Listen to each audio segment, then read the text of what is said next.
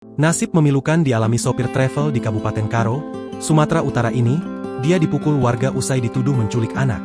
Nasib ini dialami pria bernama Tahan Sagala, yang dipukul warga di Aek Popo, Merek, Kabupaten Karo, pada Rabu, 5 Februari 2025. Akibatnya, dia mendapatkan luka usai dipukul warga hingga dilarikan ke rumah sakit.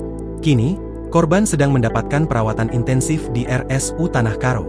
Berdasarkan pengakuan keluarga korban, Yosep Rein Sihombing, bahwa Tahan Sagala adalah seorang sopir travel.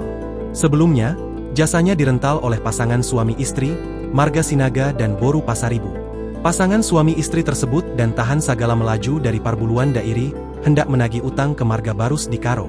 Saat bertemu, Marga Barus memastikan bakal membayar utangnya. Lantas Tahan Sagala membawa anak dari Marga Barus.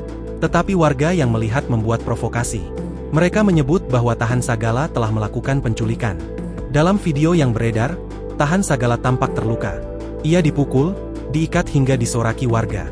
Padahal kenyataannya, Tahan Sagala cuma sopir yang dirental oleh pasangan suami istri yang hendak menagih utang.